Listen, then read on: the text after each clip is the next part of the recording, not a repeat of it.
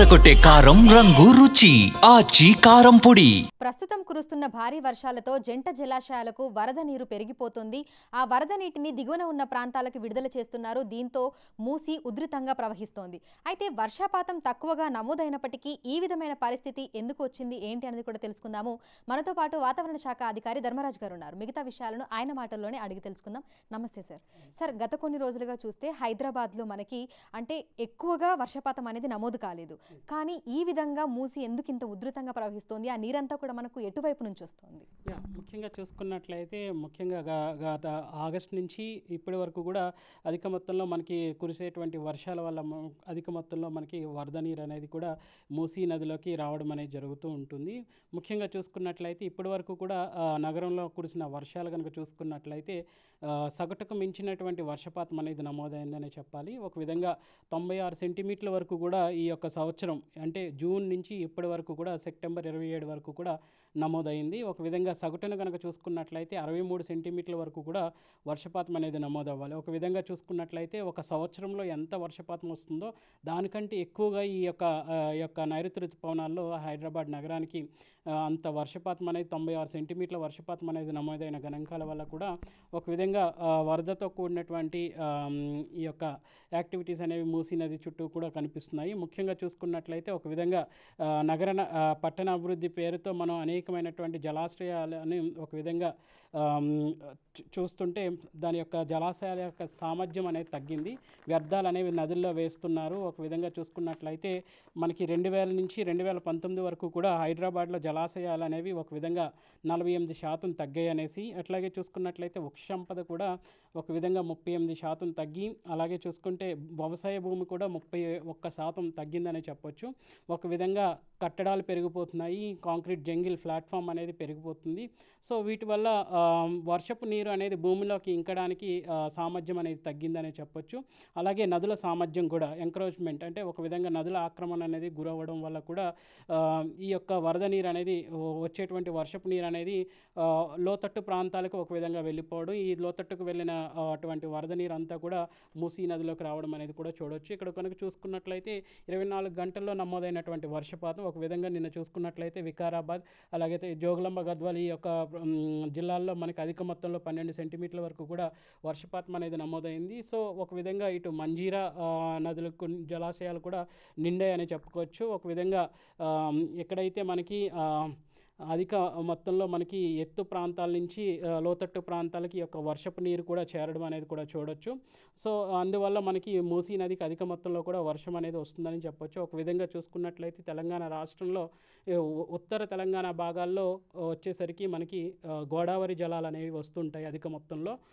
అలాగే చూసుకున్నట్లయితే దక్షిణ తెలంగాణ భాగానికి వచ్చేసరికి కృష్ణా జలాలు అనేవి అధిక మొత్తంలో వస్తుంటాయి. సుమారు కనుక చూసుకున్నట్లయితే ఉత్తర తెలంగాణ జిల్లాల్లో మనకి నిజామాబాద్, కరీంనగర్, వరంగల్, ఖమ్మం, ఆదిలాబాద్, జోగులాంబ, జయశంకర్ భూపాలపల్లి, అలాగే భద్రాద్రి కొత్తగూడెం ఈ యొక్క జిల్లాలకు ఎక్కువ మొత్తంలో మనకి గోదావరి జలాలు అనేవి వస్తుంటాయి. అలాగే దక్షిణ తెలంగాణ అంతా కూడా కృష్ణా జలాలతో ఎక్కువగా ఆధారపడి ఉంటుంది. మంజీరా నుంచి మనం ఈవెన్ వాటర్ అనేది తీసుకుంటుంటాము. సో ఈ యొక్క అధిక మొత్తంలో వర్షాలు రావడం వల్ల కూడా ఒక విధంగా మూసి ఓవర్ఫ్లో అవ్వడానికి కారణమని కూడా చెప్పొచ్చు. అయితే మూసీ పరివాహిక ప్రాంతాలు చూసుకుంటే మనకి ఇప్పుడు జంట జలాశయాలు నిండినప్పుడు అక్కడ నుంచి గేట్లు ఎత్తేయడం వల్ల ఆ నీరంతా కూడా దిగువనున్న ప్రాంతాలకి మూసీలోకి అనేది వచ్చేస్తుంది. సో జంట జలాశయాలకి ఎటువైపు నుంచి వరద నీరు అనేది వస్తుంది అని చెప్పుకోవచ్చు. ఒక విధంగా చూసుకున్నట్లయితే వరద నీరు అనేది ఎక్కువ ఎత్తుగల ప్రాంతాల నుంచి లోతట్టు ప్రాంతాలకి ఎక్కువ వస్తూ ఉంటుంది. సో అధిక మొత్తం అనేది కూడా వర్షపు నీరు అనేది ఇటు చేరడం వల్ల కూడా ఒక విధంగా చూసుకున్నట్లయితే వ్యర్థాలు అనేవి నదుల్లో వేయడం, అలాగే నదులను ఆక్యుపై చేయడం అనేది కూడా ఒక విధంగా ఈ యొక్క నీరు భూమిలోకి ఇంకే సామర్థ్యం అనేది తగ్గిందని చెప్పొచ్చు. సో వీటన్నిటి వల్ల కూడా చూసుకుంటే ఒక విధంగా ఈ యొక్క మూసీ నది అనేది ఓవర్ఫ్లో అవుతుందని కూడా చెప్పొచ్చు. సో ప్రస్తుతం చూసుకుంటే ఇటు హైదరాబాద్ నగర వ్యాప్తంగా అంటే హైదరాబాద్ అంటేనే గొలుసుకట్టు చెరువులకి ప్రసిద్ధి అంటారు. అయితే ఎక్కడికక్కడ కూడా మనకి ఆక్రమణలకు గురయ్యాయి. సో నీరు ఇంకడానికి కూడా మనకి సరైన స్థలం అనేది లేదు.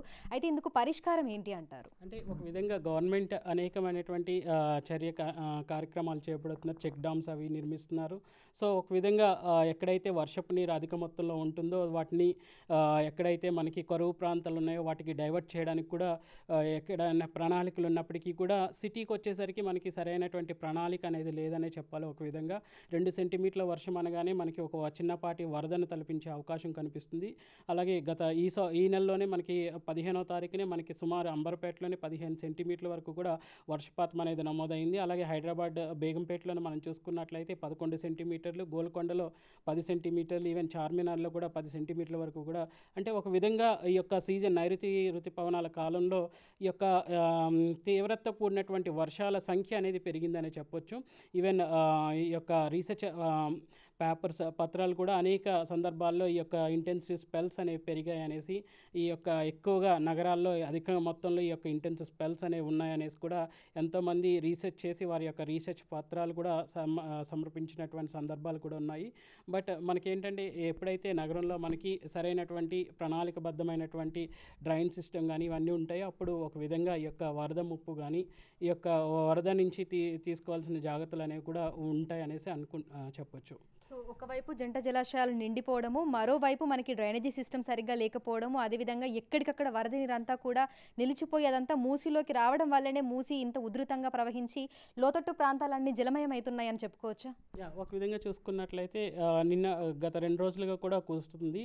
అలాగే చూసుకున్నట్లయితే హైదరాబాద్కి ఇప్పటికే ఇందాక చెప్పినట్లుగా ఒక విధంగా ఒక సంవత్సరంలో వచ్చేటువంటి వర్షపాతం అనేది అధిక మొత్తంలో వర్షపాతం వచ్చినప్పుడు కూడా ఈ యొక్క నదుల సామర్థ్యం అనేది కంటే ఎక్కువ వర్షం అనేది ఈ సంవత్సరం నమోదవడం వల్ల కూడా ఒక విధంగా ఓవర్ఫ్లో కారణమని చెప్పొచ్చు. సో ఈ భారీ వర్షాల నేపథ్యంలో ముందే మూసి పరివాహిక ప్రాంతాల్లో ఉన్నటువంటి ప్రజలని అప్రమత్తం చేస్తూ అక్కడ అధికారులకి అలర్ట్స్ అనేవి పంపిస్తున్నారా? అంటే ఇంత పరిస్థితి ఈ విధంగా ఉంది, వాళ్ళందరినీ కూడా పునరావాస కేంద్రాలకు అనేవి పంపిస్తూ ఉన్నారు, మరి వర్షాలు ఈ విధంగా కురుస్తాయి, పరిస్థితి ఈ విధంగా ఉంటుంది అని ముందే చెప్తున్నారా? ఒక విధంగా చూసుకున్నట్లయితే గత 24 నుంచే ఈ యొక్క భారీ వర్షాల గురించి సూచనలు అనేవి జారీ చేయడం జరిగింది. 26, 25 నుంచి మొదలుపెట్టి ఎప్పటికప్పుడు మా యొక్క నివేదిక పత్రాల్లో ఎప్పటికప్పుడు ఈ హెచ్చరికలు అనేవి జారీ చేయడం అనేది జరుగుతుంది. సో ఒక ముందస్తు సమాచారం అనేది తగిన జాగ్రత్తలు తీసుకోవడానికి సరిపడా సమయం అనేది వారి చేతులు ఉంటుంది కాబట్టి ఎక్కడైతే లోతట్టు ప్రాంతాల్లో ప్రజలు ఉంటారో వారిపై దృష్టి కేంద్రీకరించి వారిని సురక్షిత ప్రాంతాలకు తరలించడం, అలాగే ఏ ఒక్కరు కూడా ప్రాణ నష్టం వాటిల్లకుండా ఉండేటట్టు చేయడం కావాల్సినటువంటి చర్యలు అనేవి గవర్నమెంట్ వారు చేశారనేసి చెప్పచ్చు. ఈ వర్షాలకి బ్రేక్ వస్తే ఈ వరద ఉధృతి అనేది తగ్గే అవకాశం ఉందా, లేదంటే ఈ ఫ్లో ఇదే విధంగా కంటిన్యూ అవుతుంది అంటారా?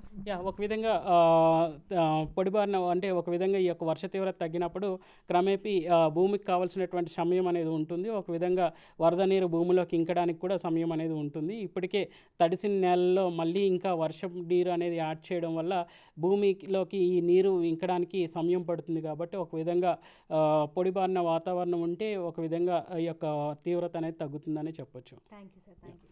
సో ప్రస్తుతం చూస్తే జిహెచ్ఎంసీ పరిధిలో గత కొన్ని రోజులుగా కుండపోత వర్షాలు అనేవి కురుస్తున్నాయి. వీటి వల్ల ఎగువన నుంచి కూడా మనకు ఎక్కువగా వరద నీరు అంతా వచ్చి జంట జలాశయాలకి ఆ వరద ఉధృతి అనేది పెరుగుతుంది. దీంతో అధికారులు గేట్లు ఎత్తి దిగువన ఉన్న ప్రాంతాలకి నీటిని విడుదల చేస్తున్నారు. అయితే అలా విడుదల చేసినప్పుడు ఆ నీరంతా కూడా దిగువన ఉన్న ప్రాంతాలకు కూడా మనకి మూసీ నదిలోకి వెళ్ళి చేరుతోంది. సో మూసీ కూడా ఉధృతంగా ప్రవహిస్తోంది. ఎక్కడికక్కడ కూడా మన నగర వ్యాప్తంగా చూసుకుంటే బ్రిడ్జిలన్నీ కూడా వరద నీటిలో మునిగిపోయి మనకి కనిపిస్తున్నాయి. అయితే ఈ వర్షాల తీవ్రత తగ్గి పొడిబారిన వాతావరణం కనుక మళ్ళీ కంటిన్యూ అవుతే ఈ వరద ఉధృతి కూడా తగ్గే అవకాశం ఉన్నట్లుగా కూడా అధికారులు అయితే చెప్తున్నారు. వీడియో జర్నలిస్ట్ గౌరవ్తో అంజుమ, బిగ్ టీవీ, హైదరాబాద్.